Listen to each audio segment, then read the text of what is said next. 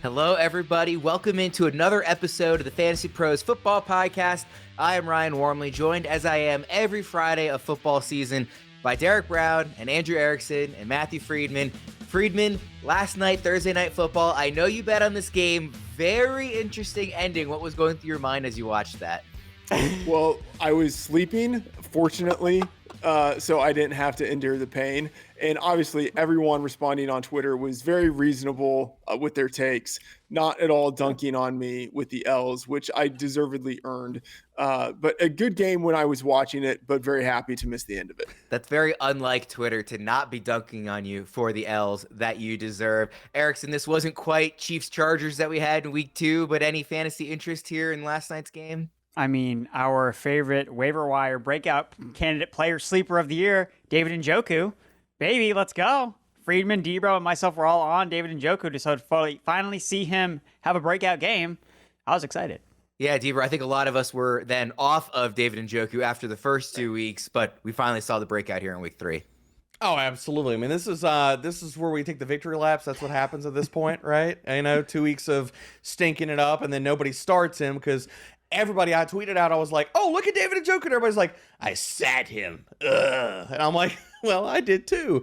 Yeah, after week one, you can still I'll play him another week. But after 2 weeks of that, I'm sure he was on most people's benches. Let's make sure everyone can find the three of us online. Debro's Twitter handle is at Debro_FFB. Erickson is at Andrew Erickson _. Friedman is at Matt F. The Oracle. And I can be found at Ryan Wormley. And of course, we can be found everywhere online at Fantasy Pros. Before moving on with the show, I just want to quickly tell you about My Playbook. If you want the edge against your league mates for the rest of the season, My Playbook is #1 in-season toolkit to help you manage your fantasy football lineups, make the best decisions, and dominate your leagues. Sync your league with My Playbook today and get access to custom advice, player news, stats, projections, waiver and lineup suggestions, a trade analyzer, a trade finder, and so much more. Check out My Playbook at fantasypros.com/myplaybook or download our Fantasy Football My Playbook app in the App Store or Google Play. Keep in mind that you have to go premium to get the most out of My Playbook. So if you're not currently a subscriber, we've got an amazing offer that gets you premium for 6 months without paying us a dime. You can check out that deal at fantasypros.com/offers. Another full slate of games here, guys. So we will jump right into it. Sunday, early afternoon slate. Game #1, Raiders at Titans. Friedman, what is the key matchup here? Yeah, Ryan, I first of all, I just want to say I acknowledge your restraint in not putting the Ravens game at the top of the sheet here. So we're already off to a very strong and unbiased start here. I am looking at the Tennessee pass rush against this Las Vegas pass blocking unit. Even without edge Harold Landry, the Titans defense has a marked advantage over the Raiders offensive line in our Fantasy Pros unit power rankings, number 13 versus number 30. And specifically, the Titans have excelled at rushing the quarterback this year. And the Raiders have struggled in pass protection. Number 6 in adjusted sack rate for the Titans defense, number 25 for the Raiders offense. And I think part of the key to this game is center Andre James for the Raiders. He was out last week with a concussion, and in his absence, the right side of that line was extremely vulnerable. You had a rookie right guard in Dylan Parham who shifted to center. You had an undrafted fourth-year backup, Lester Cotton, getting his first NFL start at right guard. I mean, Jeffrey Simmons, defensive tackle, second-team All-Pro Jeffrey Simmons could destroy those two if they end up starting in the interior again this week. And then on the end of the line, you have right tackle Jermaine Eluemunor, a journeyman backup who's played most of his snaps at guard. He will be outmatched by edge Denico Autry. So if the Titans pass rush is able to pressure Derek Carr, then that entire Raiders offense could underperform Carr, Davante Adams, Waller, Renfro. So that to me is the key for this game. Jermaine Eluemunor, former Ravens. I was able to sneak them into game 1. And there we have it. Debro, Friedman was talking about the pass rush and pass blocking for the Raiders. You had Davante Adams as one of your key matchups here, coming off of a pretty weak showing in week 2. Do you think we're going to see a step up in week 3? I think he's going to crush. I mean, look, we saw last time the Tennessee Titans tried to cover an alpha wide receiver. How'd that go? Oh, that's right. Stephon Diggs just handed him a lunch. I think it'd be much the same for Adams. If Christian Fulton's not able to make the return, hell, even if he can make the return, Adams can have his way with this secondary. I mean, we're looking at Roger McCreary, is struggling. He's playing like a rookie. Then they're going to run some combination, because if Fulton's not out there, it's going to be some combination of Chris Jackson. Oh, look at him. He's given up a 118 passer rating in his career. No worries there. Or Caleb Farley, who's also given up a 117 passer rating in his career. No worries there. So Davante Adams, I think, is going to be the tip of the spear for Carr this week. I think he can crush. And if the Raiders are doing this and Adams is having himself a game, they're going to have to keep up on the other side with the Titans. So I think that's going to come via Treylon Burks, who last week we saw his route participation go up from 38 to 63%. His target share has been fantastic, and he's been amongst the league leaders in targets per route run and yards per route run. So I really think that this could be Burks, like the big coming out game, the explosion game, something similar a la to what we saw from Garrett Wilson last week. So those are the two wide receivers that I think are going to be pivotal in this game. And Erickson, you're looking at the run game here. Yeah, I'm looking at Derrick Henry for the Tennessee Titans. The last two times Derrick Henry has totaled fewer than 16 carries. The next week, he's averaged over 200 rushing yards. So the Titans like to go back to Derrick Henry in games where he doesn't do a lot, and I think that he can be effective against this Raiders run defense. Last week, they allowed over 7 yards per carry to Darrell Williams of the Arizona Cardinals, and they're going to be possibly without Denzel Perryman, their starting linebacker. He missed last week with an ankle injury, and he's logged back-to-back DNPs to start the week. So people are trying to fade the big dog right now, and those are going to be your last words. Game number 2 on our early afternoon slate, Saints at Panthers. Erickson, what's the key matchup here? Yeah, so I'm looking at quarterback Jameis Winston against this Carolina pass defense that's been really stingy throughout the first 2 weeks of the year. So they've ranked 3rd in terms of fewest passing yards allowed per game, but it comes with the caveat that they have faced the Cleveland Browns and the New York Giants. So the number is definitely boosted based on the opponents that they've played, and I think Jameis Winston presents a much bigger threat as an actual passer, especially because he leads the NFL in air yards. So he's attacking downfield. We've all seen the number. Chris Olave, 1,000 air yards last week. It was 334 by my standards in the way that I track air yards. So they're going to attack downfield, and that's just something the Panthers have not been tested at. They've only allowed one attempt of 20-plus yards allowed downfield, and that was by linebacker Shaq Thompson. And a big injury in the Carolina secondary is Dante Jackson. He's their speed guy on the outside. He's dealing with a hamstring injury. So you have Chris Olave, a speed wide receiver who saw a 33% target share last week with Jameis Winston. I mean, even if Dante Jackson is out there, it takes one step in the wrong direction for him to tweak his hamstring. And then what do you know? 80-yard touchdown for Chris Olave. So with two teams that both rank top 8 in terms of expected pass play rate, I think we'll see some fireworks from the passing game on both sides. Friedman, I know you're looking at one wide receiver cornerback matchup in particular. I'm looking at DJ Moore, who might not live up to Andrew Erickson's air yard supremacist standards, but I still think he's a pretty good wide receiver in his own right. He's just 25. He's the only wide receiver to finish top 10 in receiving in each of the past 3 years. Last year, he had 163 targets. This year, just 6 targets in each game, 93 yards and a touchdown on the year.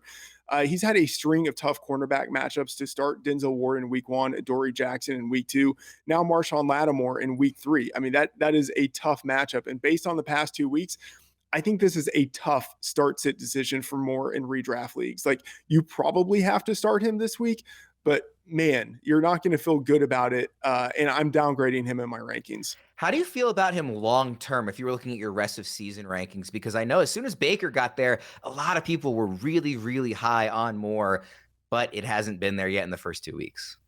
Yeah, I mean, starting in week 4, he's got a nice matchup against the Arizona Cardinals. So hopefully that gives him a boost, but you do have to project him down a little bit because this Carolina Panthers offense, they're just not getting it done. And they're not running nearly enough plays. That is the key thing. They're just not playing with enough urgency. So just fewer opportunities for everyone in that offense.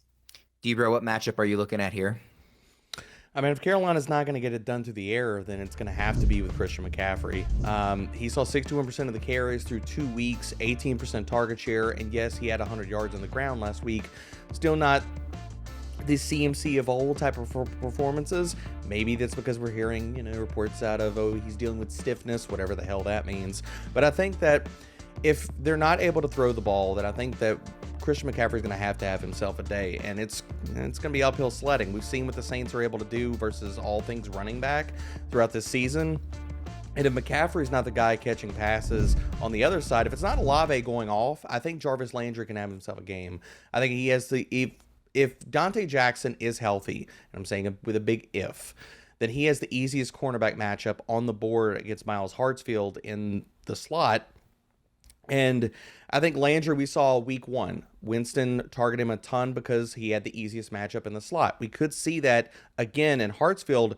Through his career has been beatable. 72% catch rate, 112 passer rating allowed. So we could see Landry be the dark horse to lead the Saints in targets this week. Let's get into our next game and also our first pick in the over-under challenge. The over-under game is sponsored by No House Advantage, who are giving away $10,000 in weekly and season-long prizes, including a grand prize of $3,000. Check them out today at nohouseadvantage.com or download the app on the app stores. Use promo code PROS at sign up for a first deposit match up to $50. Our first over-under challenge of the day is Travis Kelce over or under 14 fantasy points against the Colts. So be on the lookout for that as the guys share their picks for Kelce and also some of their other favorite over-unders from this week's challenge throughout the show, which listeners can find at fantasypros.com/challenge. But for now, let's turn to Deebo for his key matchup in Chiefs-Colts. I think the first matchup off the top, and look, I know in draft season I was a hater, but I'm in on him this week, and that's Juju Smith-Schuster against Indianapolis' zone defense. You look at Juju Smith-Schuster's splits this year, his yards per route run have cratered against man coverage. Now, he's top 5 right now against zone coverage. Why does this all matter? Because the Colts deploy zone on 69 to 76% of their snaps. So Juju is going to get peppered across the middle with targets against my favorite cornerback that I feel like I talk about him every single week. But my favorite cornerback to target in these matchups is Kenny Moore, because Kenny Moore is not good. 81% catch rate, 46 passer rating. So I think Juju is going to eat versus zone defense. And if Juju is going to eat versus zone defense, I think Travis Kelce can go along for the ride. Give me the over for no house advantage over 14 points in this matchup. Erickson, what matchup are you looking at in this one? Looking at Clyde Edwards-Helaire against this Colts run defense. Now, CH has averaged just 11 touches per game over the last 2 weeks as the quote-unquote RB1 in the Chiefs offense. He's been really efficient with the limited opportunities against 2 soft run defenses. I don't think that's the case here against the Indianapolis Colts. The Colts rank 2nd in run defense EPA, and that's been without stud linebacker Shaq Leonard. They've allowed just 2.8 yards per carry to opposing running backs, and Leonard has been practicing all week, so there's a chance that he suits up in this game and further bolsters this Colts defensive attack on the Chiefs. So I think CH is going to struggle here on the ground, and I think that he's a prime sell high candidate before this game. If you're not able to sell high on him, are you still starting him and just a little more pessimistic about it? Or are you actually considering benching him even after his first 2 weeks? I mean, right now the RB2 territory is a wasteland in fantasy football, so I doubt that you're going to actually find a decent alternative to Edwards-Helaire, but it's more of a buyer beware type of thing. Like, there's a chance that he busts in this game if he's not as evolved as a receiver. So I think that CH has, again, I am trying to ship him off before he has a dud game. And for my under-over challenge, Travis Kelce, I'm going under on Travis Kelce. His expected fantasy points is 13.3, which is under the 14-point mark we're looking at here. So that's what I'm going under. Friedman, you picked Jonathan Taylor in one of our games last week, and you called it low-hanging fruit. You are now going back to that well, even though it turns out it wasn't such low-hanging fruit in week 2. Look, I'm not trying to be a hero here. Okay. I will talk about the guy who was the number 1 overall pick. You guys leave me that fruit each week. I will do it. Fine. Yeah, he massively disappointed last week, had just 9 carries, 1 target, and a 24-0 blowout loss. But for the season, still has 238 yards and a touchdown. The Colts are underdogs, but he still has a good matchup. Last year, the Chiefs defense was number 1 in rush success rate allowed. This year, it's number 25, right? So the team can run on the Chiefs, and the Colts are built on the running game. I would expect another 100 yards and a touchdown from Taylor. And then, I'll take the over for Kelce at 14 fantasy points. He's predictably the top pass catcher for the Chiefs. Number 1 on the team in targets, receptions, yards receiving. Number 1 at the position with 14.9 fantasy points per game. He's going against a Gus Bradley defense that has just historically been gutted by Travis Kelce anytime he's gone against them. And just looking at this Colts defense, they lost strong safety Kerry Willis. free safeties Andrew Sendejo and George Odom this offseason. And, granted, the season is still young, but they're number 31 in pass DVOA against tight ends this year. So I think Kelce smashes this number of 14 in the no house advantage over under challenge. Let's get into game 4, the game everybody has circled on their calendars for this week, the biggest matchup by far on Sunday. Ravens at Patriots. Freeman, what's your key matchup here? Yeah, I'm going to be incredibly sexy with this matchup. I'm looking at the Patriots run defense against the Ravens run offense. So even though the Ravens are, only, I'm using air quotes there, number 11 this year in rush rate, they are a running team to their core. That's what happens when you have Lamar Jackson and offensive coordinator Greg Roman. And obviously in the offseason, they signaled that they were going to lean more into the running game when they traded away number 1 wide receiver Marquise Brown and replaced him with 2 tight ends in the draft. But I think they could struggle in the run this week against the Patriots. So number 1 running back J.K. Dobbins, it's not certain that he's returning. Like last week, he practiced in full and still didn't play. So no certainty that he's playing this week. Obviously, number 2 running back Gus Edwards is out. And left tackle Ronnie Stanley dealing with his ankle injury. He's yet to appear this year after appearing in just 1 game last year and 6 games the year before that. Backup left tackle Jawan James, he's out with an Achilles injury. So you have all of these injuries adding up. And with that, the Ravens offense has been predictably terrible on the ground this year, like bottom 5 in most rushing efficiency metrics. And the Patriots defense has been average at worst. So I think the Pats could keep the Ravens in check on the ground, which would make them one-dimensional on offense. And that is not good against the Bill Belichick defense. And yeah, the Ravens have had success in the air this year, but they've also been helped out by their schedule. In weeks 1 and 2, they faced the bottom 2 defenses in pass DVOA with the Jets and then the Dolphins without one of their starting cornerbacks in Byron Jones. So I'm skeptical that the Ravens pass offense is as good as it has looked, and their run offense is stagnated. So if Dobbins doesn't return for this game, if Stanley doesn't return, I could see the Ravens overall struggling against the Patriots defense. Yeah, there's such a huge difference between when Lamar runs the ball for the Ravens and when anybody else has done so far this year. I mean, I don't actually have the number in front of me, but I have to imagine they're averaging like 2.5 yards per carry. It's been abysmal when it's not Lamar who's actually doing the running. If Dobbins does return, are you starting him right away in his first game since 2020? It would just depend on the options that I have, but I would view him as a high-end RB3. Erickson, what matchup are you looking at here? I'm looking at quarterback Mac Jones against this Ravens secondary and defense that's still licking its wounds from last week when Tua threw for over 400 yards against them. And looking back at that game, one of the reasons why Tua was able to find so much success, besides the fact that the secondary was dealing with injuries, was they weren't putting many pressure on Tua. He saw just a 20% pressure rate, which obviously led to the 400 passing yards from a clean pocket specifically. You look at Mac Jones this year, PFF's 13th highest graded quarterback from a clean pocket, but 30th under pressure. You look at what the Patriots offensive line has done so far this year. Mac Jones has faced the 4th fewest pressure rate this season, 24%, which is actually 1 spot ahead of Tua Tagovailoa. So for me, if he's going to have time in the pocket, I think that he's going to find success against Baltimore's secondary. Mac Jones this year ranks 7th in passing yards, or in terms of passing air yards, 6th in deep ball rate, 8th in expected passing yards. So quietly, he's put up some top 10 numbers from an aerial perspective. So I think Mac Jones can take advantage, even if Jacoby Myers is limited.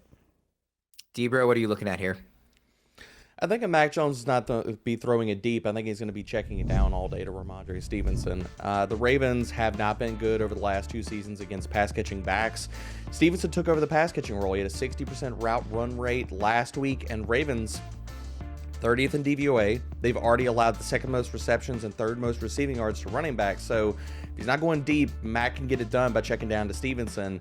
And I'm buying into Baltimore throwing. I think that Bateman is going to be one of the big primary beneficiaries, if I can ever get words out of my mouth today, versus this secondary. Bateman has had fantastic back-to-back games. I know the targets have not been massive.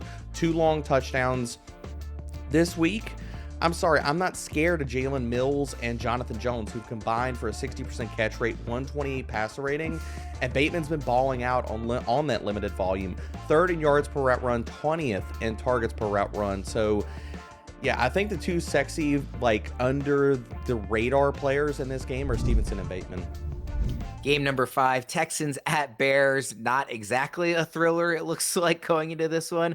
Erickson, what's the key matchup here? Says you. David Montgomery against this Texans run defense. I am smashing the over on David Montgomery 13 fantasy points because this Texans defense cannot stop the run. They've led the most rushing yards through the first 2 weeks of the year, 143.5 per game. They've missed a league-high 27 tackles. Yes, David Montgomery is not the most explosive running back, but what does he do better than most? Break tackles. So far, he ranks 5th in the NFL in terms of broken tackles forced. So I'm firing up David Montgomery. I love Khalil Herbert, think he's a better running back, but the Bears want to establish the run.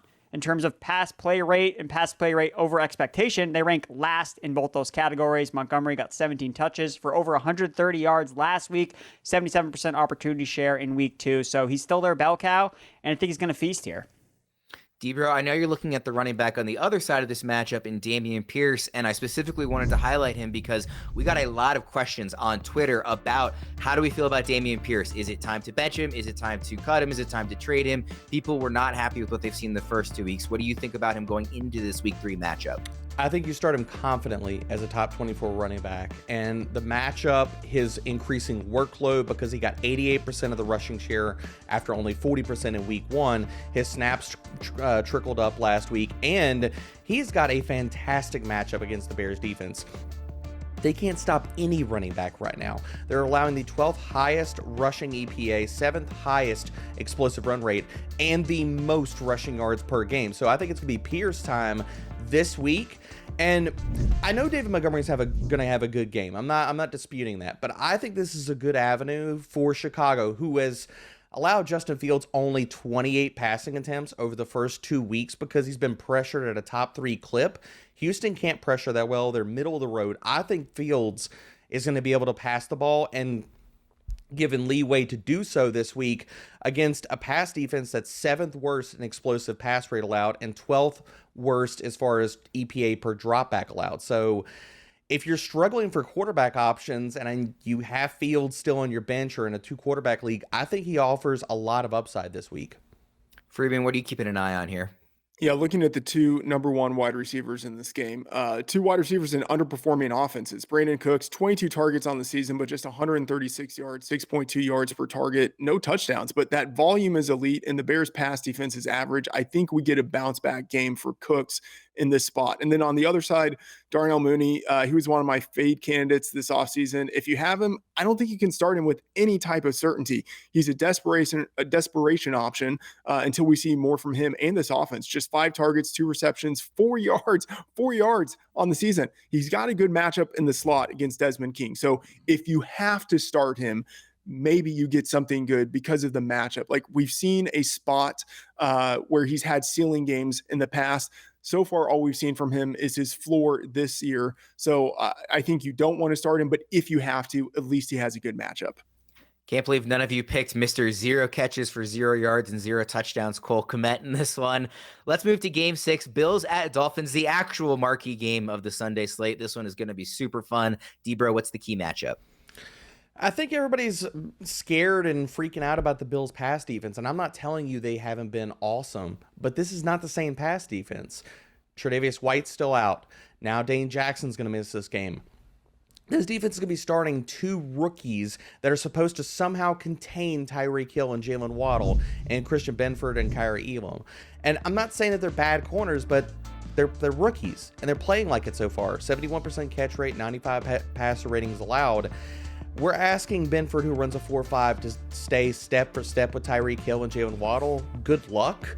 So I think Tua and these wide receivers can have a good game here. Yeah, good luck is definitely needed when you're going up against that duo. One of the scariest duos I can remember in some time. Erickson, what's your key matchup?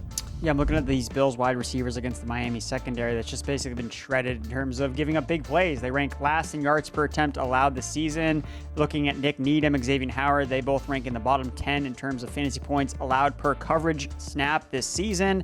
Actually, undrafted free agent Kader Coho is actually the Dolphins' highest graded cornerback per PFF, but he's not even a starter. He only got to play last week because of a situational where Mike McDaniel put him in instead of Nick Needham, but I expect Nick Needham to be back in that position to start at least the game here in week 3. So looking at the 3 of Miami's starting quarterbacks, they all rank in the bottom 15 in terms of yards allowed per reception.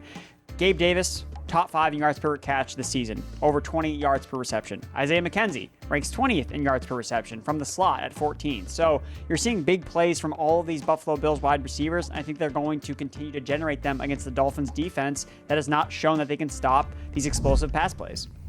Friedman, you want to talk about the quarterbacks, 2 guys who came into this season with wildly different expectations, but both coming off pretty excellent games.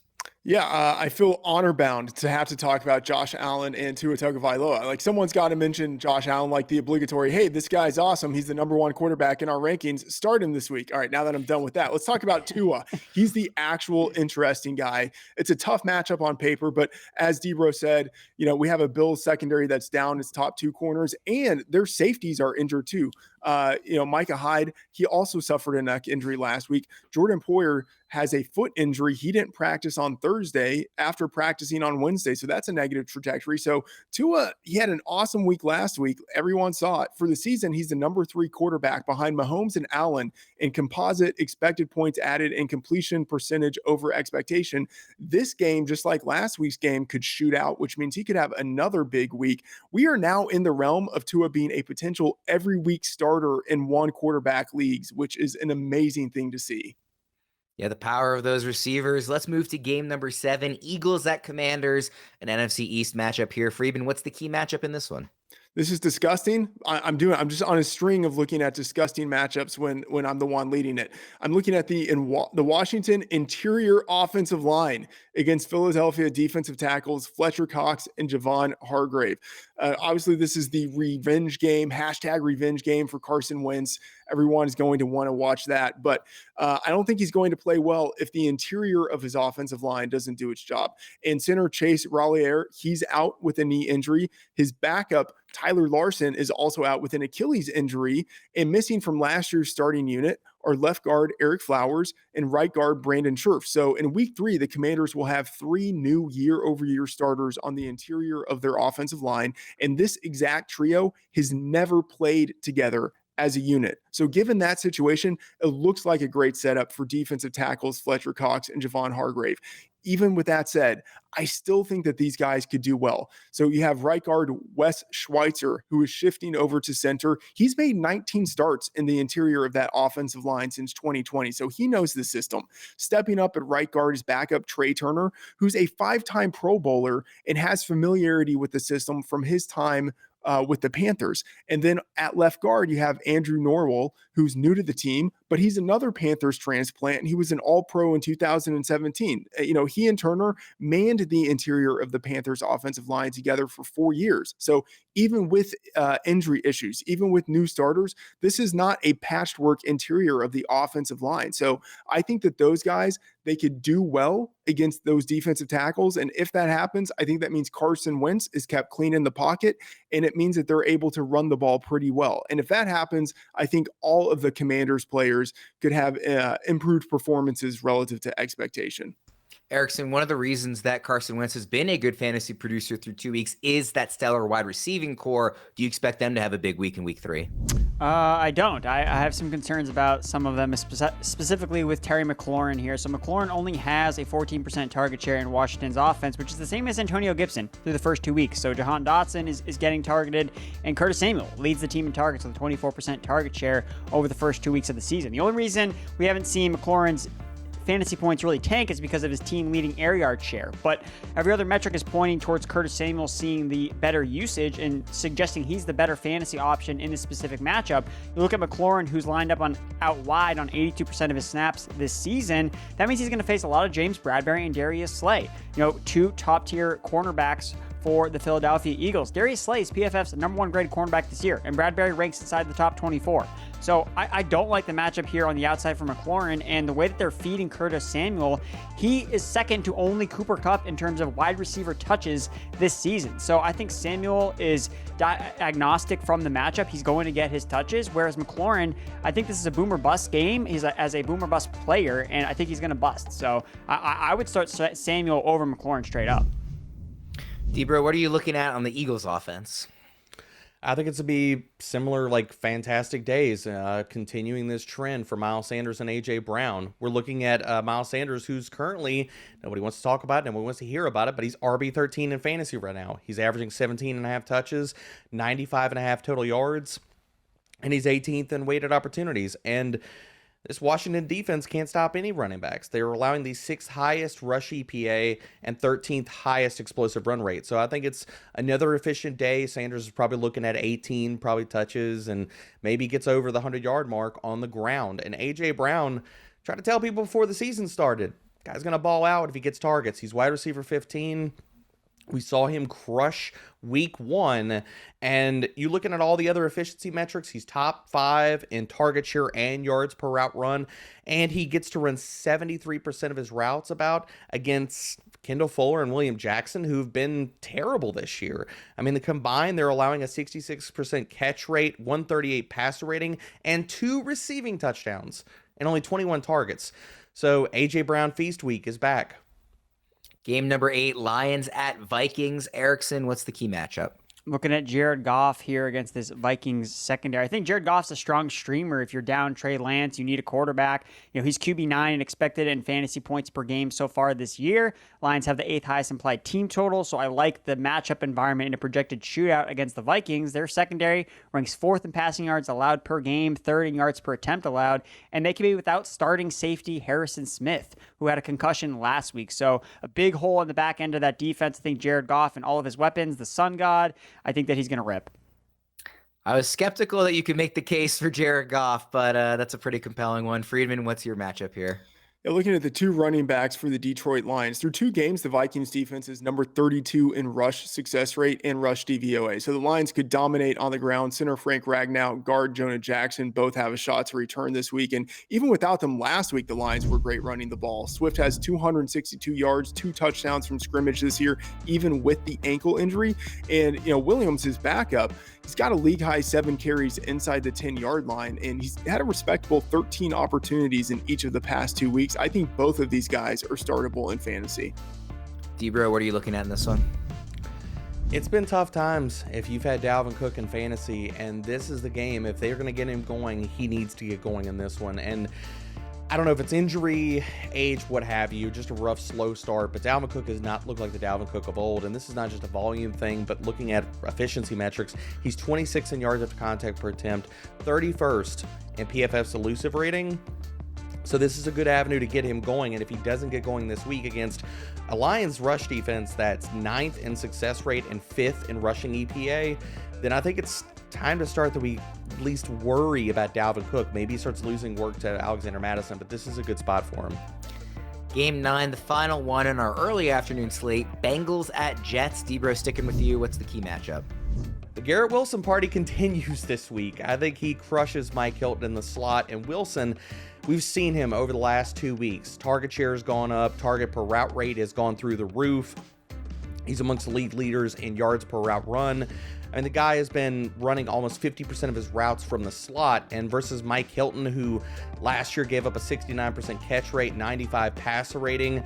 Garrett Wilson is a player that I'm nudging him up my ranks, and I think he is going to be the leading receiver again for the Jets. A lot of times we see these breakouts from rookies, and people are like, do I buy in? No, it's time for you to ride the lightning. Just keep starting this guy. He might make my top 24 wide receivers for the week. Certainly bold. Could definitely see it playing out that way, though. Erickson, what's your matchup? Looking at the trenches here, Cincinnati O-line against this Jets defensive line. So Joe Burrow's been under constant pressure the past 2 weeks. He's taken a league-high 13 sacks, and everyone's freaking out about it. But, his pressure rate, 31%, is the middle of the pack. So a lot of it can be attributed to Burrow holding onto the ball a little bit longer than he should be. It's not always on his offensive line. But either way, I think that the Bengals bounce back here from 0-2 start. The Jets defense, their pass defense ranks 29th in EPA, and then their pressure rate is 27th. So I think that Burrow is going to be kept upright in this matchup. I think that their offensive line is going to hold up, and we're going to see Joe Burrow and Jamar Chase and T. Higgins and all their guys just rip this secondary to shreds. Friedman, is this the week we see both Chase and Higgins feast? Yeah, guys, go back in time 2 weeks and imagine I told you we were breaking down Bengals and Jets, and you two had first shot in the outline, and neither of you wanted to talk about Jamar Chase or T. Higgins. Like, that would have been unthinkable. But this Jets defense is number 32 in pass DVOA. This is a keep the faith game for the Bengals and their wide receivers. I have both Chase and Higgins in the top 10. It's hard for two wide receivers both to go off in the same game, but against the Jets, they could do it this weekend. A bounce back spot, as Erickson said, a bounce back spot for the entire Bengals offense. Moving to the late afternoon slate, game number 10, Jags at Chargers. Friedman, what's the key matchup? Yeah, I'm looking at these edge rushers for the Chargers, Joey Bosa and Khalil Mack, going against left tackle Cam Robinson and right tackle Jawan Taylor. This offseason, the Jaguars took steps to fortify the interior of their offensive line. They drafted center Luke Fortner. They signed right guard Brandon Scherf.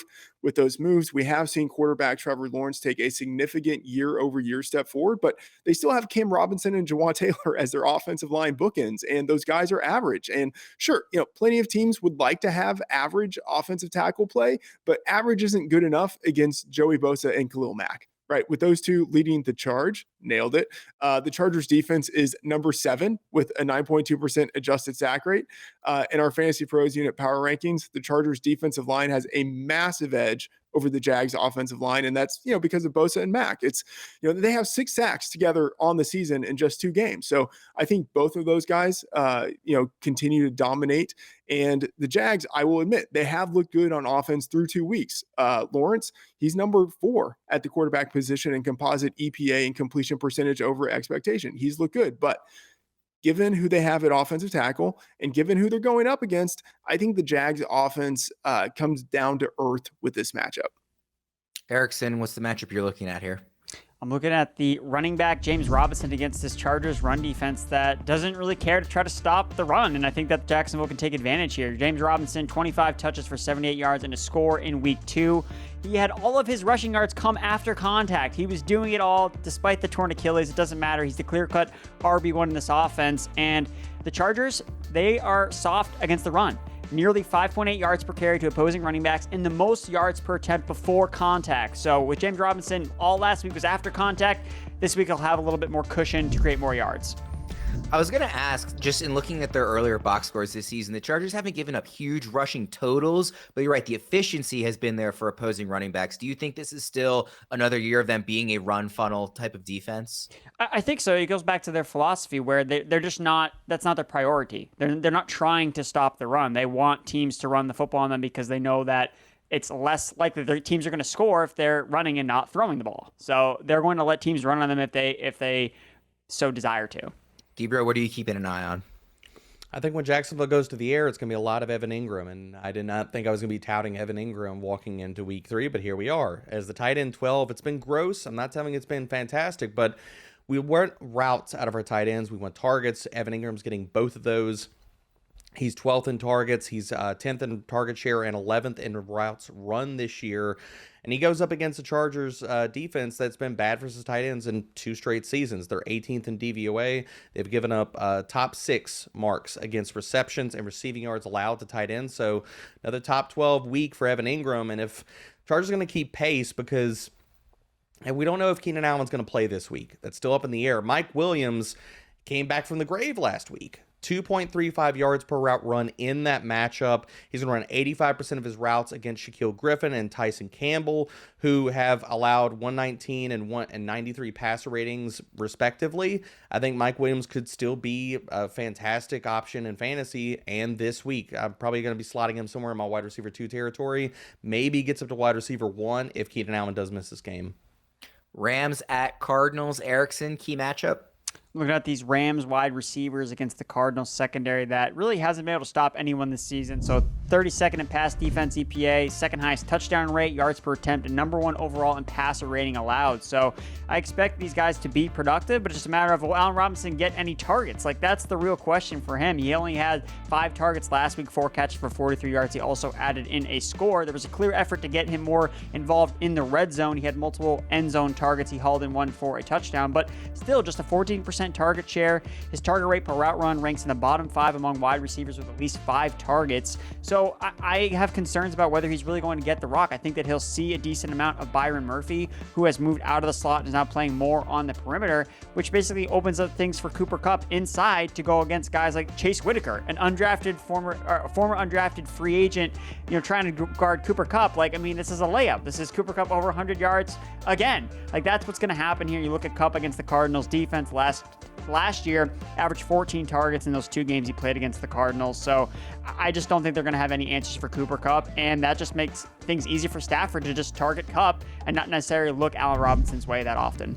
As Friedman likes to put it, low-hanging fruit, talking about Cooper Kupp here. Friedman, who are you talking about in this one? Yeah, some more low-hanging fruit. Kyler Murray, one of the most exciting players in the league, single-handedly brought the Cardinals back last week. I'm taking the over 19.5 fantasy points in the no-house advantage contest. Historically, this Rams pass defense has been tough, but they've been bad this year. Week 1, sure, you get a pass against the Bills. Everyone gets a pass.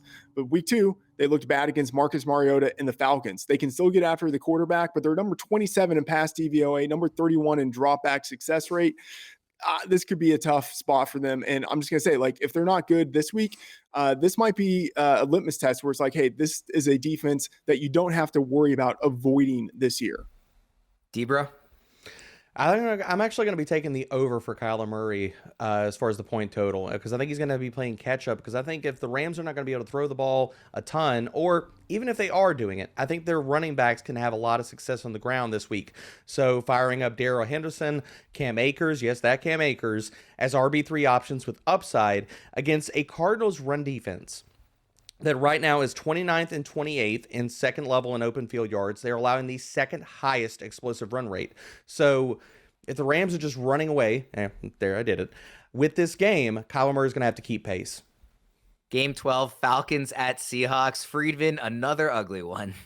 Yes, I specialize in talking about the ugly matchups, but this matchup I don't think is going to be quite so bad. I'm looking at Tyler Lockett and DK Metcalf against the Atlanta secondary. At least I'm talking about like skill position players and not offensive line, defensive line. The Falcons defense is number 30 in dropback success rate, and Geno Smith is the kind of quarterback who's fine taking what a defense will give him, and that means Tyler Lockett could go off. In our bold calls piece this week, I said I think Lockett goes for 100 yards and a touchdown. Maybe that's not that bold, considering that Lockett had 107 yards and 11 targets, 9 receptions last week. But look, I can only be so enthusiastic about wide receivers who are tied to Geno Smith, and suggesting that even any Seahawks player in this offense might score a touchdown feels sufficiently bold. But I think Lockett is going to be the player targeted the most in this game, and the Falcons are strong on the perimeter. They've got cornerbacks AJ Terrell and Casey Hayward, but they are really vulnerable in the slot. They now have safety turned corner Eric Harris playing there, and that's after undrafted rookie D. Alford and journeyman Mike Ford underwhelmed in week 1. It might honestly end up being like a rotation of all of those 3 guys in the slot. It's absolutely disgusting, but none of those 3 guys can hang with Tyler Lockett. And I still like DK Metcalf, supremely talented. The one-handed catch he had last week was awesome. It was called back for a man illegally downfield. Such trash, but whatever. The Falcons defense is number 3 in most fantasy points per game allowed to wide receivers. I think that there is actually room for both of these guys to go off this week, because Pete Carroll did say that they need to open things up a little bit more for Geno Smith. So given the matchup, we could see them throw a little bit more. Maybe both of these guys have good performances. Erickson, I am begging you, please tell me this is the week Kyle Pitts finally busts out. Keep the faith with Kyle Pitts against this Seattle secondary. Look, I got faith, man. 91% route participation from week 2. That's an elite number for a tight end. And look, Arthur Smith has used Cordell Patterson the right way. He's used Drake London the right way. And he's using our guy Kyle Pitts in the slot. We saw his slot rate increase to 50% last week, which means he's going to see a lot, potentially, of rookie cornerback Kobe Bryant. Kobe Bryant has led a perfect passer rating when targeted this season. So if Pitts is getting more opportunities inside, I think he could feast and really have that breakout game that we've all been waiting for.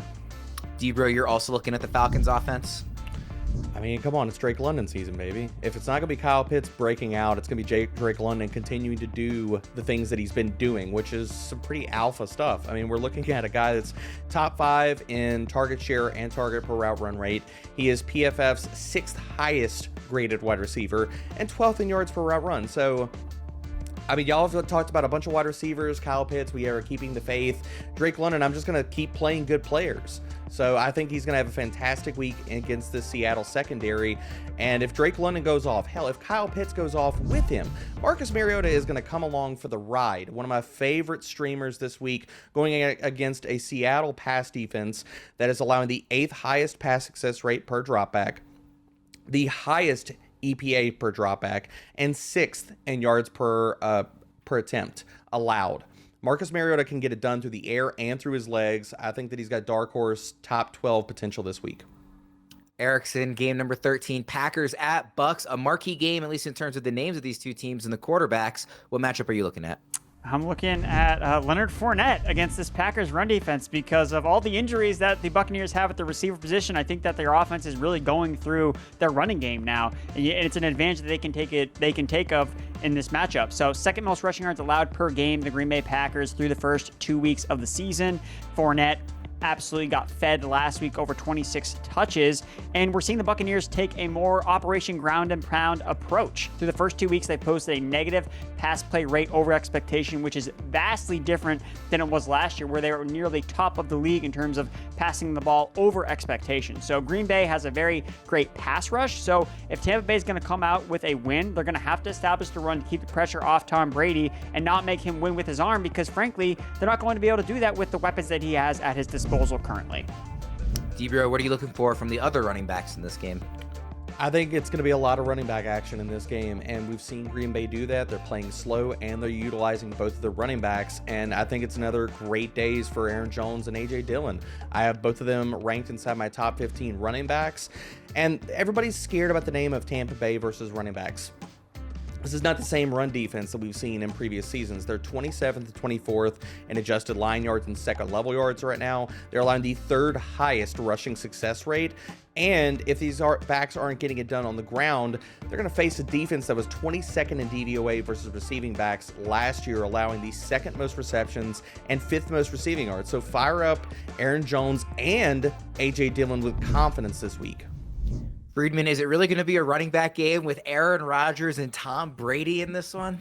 Yeah, I mean, guys, my stomach is getting sick from all this low-hanging fruit I'm eating. But yeah, I'll talk about the two Hall of Fame quarterbacks. But the thing is, like, you're probably not starting them in this game, or you probably don't want to have to start them in this game. I have both of them outside the top 12 this week.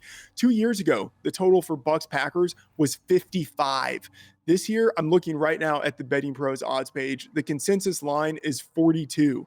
That is a massive discrepancy. Like these are two, as you guys mentioned, two run-heavy teams with injuries at offensive line, diminished wide receiver groups, and maybe the two best secondaries in the league. Like maybe we get a vintage throwback game from Brady and Rodgers, but I'm skeptical of that. This is a bad spot for both of those guys on paper. Sunday Night Football, 49ers at Broncos looked a little more exciting before the Trey Lance unfortunate injury. Deebo, what is the key matchup here? I think if San Francisco's going to have a chance in this game, I think they're going to have to play good defense and they're going to have to run the ball. So that means a lot of El Jefe. Jeff Wilson, I think he's going to get 20-plus touches again in this matchup. He got 40% of the team's carries last week, and Denver has not been able to stop anything related to running backs. They're 28th in open field yards, allowing the 11th highest explosive run rate, 12th highest success rate right now. Jeff Wilson got 20-plus touches last week. He's easy in line for this one, and I think if San Francisco pulls off the win versus Denver, he's going to be a massive part of it. Erickson, what are you looking at? Well, I can only look at one player because I'm legally obligated to. It's Courtland Sutton, who balled out with Jerry Jeudy out of the lineup last week. 39% target share, 50% air yard share. He just needs to cash in on some of these red zone targets. 0 for 4 on converting them into touchdowns. they called one back that he clearly was not out of bounds in last week. So I think he's going to cash in here against the 49ers secondary that's given up a lot of big plays. They faced 7 attempts over 20 yards. They've given up 4 completions on those plays. So Russell Wilson, 4th in yards per attempt under pressure this season. So even if the 49ers pass rush gets to Russ, I think Russ can make some magic, get the ball to Sutton downfield. Over under 2.5 touchdowns for Sutton, Erickson. God. I'm going to take the under here. Friedman, what are you looking at? I'm looking at Erickson and wishing he had some conviction with Sutton. Come on, 3 touchdowns. Has anyone caught 3 touchdowns yet this Take year? the over. Come on. All right. I'm looking at Deebo Samuel, other wide receiver in this matchup, and Javonte Williams as well. Deebo with Jimmy Garoppolo back at quarterback. We could see Deebo unlocked more short passes, which plays to his strength as a yards after the catch weapon. No Eli Mitchell, no Tyrion Davis-Price at running back, and no Trey Lance to take carries away. So Deebo could have 5 to 8 carries, maybe even 10 carries in this game, just depending on how things go. So now that we've had a week to game plan with Jimmy G at quarterback, we'll see how Deebo is used. And then Javonte Williams, tough matchup against the 49ers defensive line, but he had 15 carries, 4 targets last week. He's still splitting work with Melvin Gordon, but the committee has shifted a little bit more towards Javonte Williams. Let's see if it continues to shift towards him this week. If that happens, we need to move Javonte up our running back rankings. Really quickly, Friedman, Javonte got a ton of work in the passing game in week 1, didn't get quite as many looks in week 2. Do you think that we're going to see him catching a lot of passes out of the backfield in this one? No, I think, 4 to 6 targets is a reasonable estimation for what we would expect. Let's move to Monday Night Football, game number 15, Cowboys at Giants. Debro, what is the key matchup? Cowboys are going to have to run the ball, and I think they're going to have success with it. And yes, that means Ezekiel Elliott is going to come along for the ride. It's going to be gross, and he's probably going to end up falling in the end zone once. But I think this is going to be a big Tony Pollard game.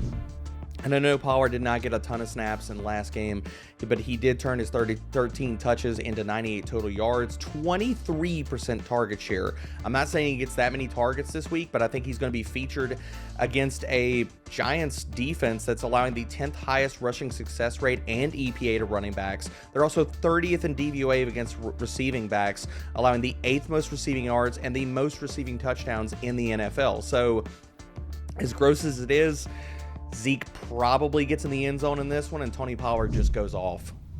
Erickson? Looking at Daniel Jones against this Dallas pass rush, and I'm praying for Daniel Jones, praying for you, Danny Dimes, because I do not like this spot for him. They have the 2nd worst matchup per PFF's O-line, D-line matchup chart. The Giants' offensive line has been good run blocking, not great in pass blocking. The Dallas Cowboys pass rush ranks 2nd in pressure rate, 3rd in sack conversion. So Daniel Jones in this passing game that he ranks 30th in air yards, passing 160.5 per game. There's no upside in this passing game, and Daniel Jones is going to be running for his life against Dallas. So downgrading all my Kenny Golladay shares. Friedman, for the final time today, here's the low-hanging fruit. Yeah, in the offseason, we were all so excited about CeeDee Lamb, so excited about Saquon Barkley. Obviously, we're still excited about Saquon, but he's got a tough matchup. The Dallas defense, it looks good, but Saquon is the Giants offense. 282 yards on 39 carries, 11 targets through 2 weeks. That is elite usage. I think we see, sort of like your typical Saquon Barkley is still good type of performance in this spot. He's still, I'd say, anywhere from RB4 to RB8 in this week in our rankings. But CeeDee Lamb, man, low-end wide receiver 2. He's had 11 targets in each of the past 2 games. So that is obviously very good. Of course, he's being outproduced by Noah Brown, a guy who no one had heard of until, last week, the week before that.